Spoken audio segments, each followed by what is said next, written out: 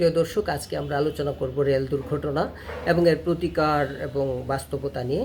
গতকাল আমরা দেখেছি যে রাজধানীর খিলগাঁওয়ে অর্থাৎ ঢাকা রেলওয়ে স্টেশন কমলাপুরের ঠিক কাছাকাছি একটি মালবাহী ট্রেনের দুর্ঘটনা হয়েছে। দুর্ঘটনাটি কিন্তু হতাহতের ঘটনা না ঘটলেও কিন্তু খুব ভয়াবহ বলা চলে। অর্থাৎ একটি ট্রেন লাইন থেকে বগি, নাট, বল্টু, চাকা একেবারে ছিন্ন ভিন্ন হয়ে গিয়ে ছিটকে পড়েছে। প্রায় 7 থেকে 8 ঘন্টা আসলে ঢাকার সঙ্গে সারা দেশের রেল যোগাযোগ বন্ধ ছিল। এটি কিন্তু দুর্ভোগ একটি চরমে উঠেছে এই ঘটনার প্রেক্ষিতে। আমরা যেটা দেখেছি যে এই ঘটনার পর সাধারণ যাত্রী যারা ছিল রেল স্টেশনে, তাদের যে প্রতিক্রিয়াগুলো আসলে খুবই উদ্বেগের, কিংবা অর্থাৎ যে যারা দায়িত্বশীল কর্মকর্তা রয়েছে রেলওয়ের, তাদের দিকেই কিন্তু অভিযোগের তীর ছিল প্রত্যেকের।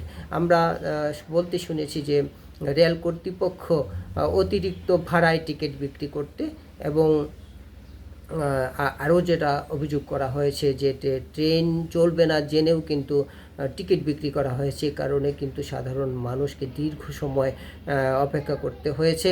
অনেক ট্রেনে কিন্তু টিকিট পর্যন্ত ফেরত নেওয়া হয়নি।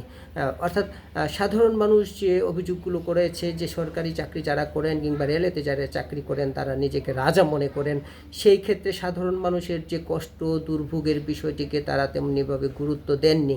বিশেষ করে তাদের প্রতিক্রিয়ার যে ক্ষোভগুলো ছিল সেটি হচ্ছে যে কেন যাত্রীদেরকে এই তথ্যটি, অর্থাৎ রেল দুর্ঘটনার তথ্যটি জানানো হয়নি, ট্রেন বিলম্বে ছাড়তে পারে কিংবা কত সময় পরে ছাড়বে সে ধরনের কোনো তথ্য কিন্তু দেওয়া হয়নি। এবং তারা স্পষ্টত অভিযোগ করেছেন যে কাউন্টারে গিয়েও কিন্তু এই ধরনের তথ্য তারা পাননি। অর্থাৎ রেলের কোনো লোকজনকেই পাওয়া যায়নি। রেল একটি সেবাধর্মী প্রতিষ্ঠান। এখানেই কিন্তু অর্থাৎ রাষ্ট্র বিনিয়োগ করে যাত্রীদের সেবা দেয়। হ্যাঁ, এই প্রতিষ্ঠানটির বিরুদ্ধে যদি এই ধরনের অভিযোগ ওঠে অর্থাৎ তাহলে সেবার মান নিয়ে প্রশ্ন ওঠাই কিন্তু খুবই স্বাভাবিক। আমরা আশা করবই, কিংবা এটা খুব স্বাভাবিক হওয়া উচিত যে কোন ট্রেনটি কোন সময়ে ছেড়ে যায়নি, কত সময় পরে ছাড়বে। হ্যাঁ, এবং যে ট্রেনটি 3 ঘন্টার বেশি বিলম্ব হয় কিংবা 7 ঘন্টার বেশি বিলম্ব হবে, সেই ট্রেনটির টিকিট ফেরত দেওয়া হবে। যাত্রীদের সঙ্গে রেল কর্তৃপক্ষের একটি সময় মতো কোঅপারেশন অর্থাৎ যোগাযোগ থাকবে। সেই ক্ষেত্রে আমরা তীব্র ঘাটতি কিন্তু কালকে কমলাপুর রেল স্টেশনে দেখেছি। এবং স্টেশন জুড়ে কিন্তু প্রচুর লোকজনের ভিড় ছিল, যেহেতু ঈদ আসন্ন, যাতায়াতের চাপ একটু সঙ্গত কারণেই বেড়েছে। সেই সঙ্গে দেখেছি যে আমরা প্ল্যাটফর্মে মানুষকে শুয়ে থাকতে দীর্ঘ সময়, অর্থাৎ যারা শুয়েছিলেন তারা কিন্তু ট্রেনের অপেক্ষা করতে করতে ক্লান্ত হয়ে পড়েছিলেন রীতিমতো। তারা কিন্তু তথ্য পাচ্ছিলেন না কার্যত আসলে কখন ট্রেনটি আসলে কমলাপুর থেকে ঢাকার উদ্দেশ্যে গন্তব্যের দিকে ছুটে যাবে। এই যখন অভিযোগ সাধারণ মানুষের, তখন কিন্তু রেলওয়ের আসলে এই বিষয়টি খুবই গুরুত্বের সঙ্গে ভাবা উচিত। আশা করব যে আসন্ন ঈদ আসন্ন, ঈদকে সামনে রেখেই কিন্তু রেল কতটুকু সেবা দিবে, ভালো সেবা দিবে, আগের চেয়ে উন্নত মানের সেবা দিবে, সেটি কিন্তু সাধারণ মানুষ প্রত্যাশা করে।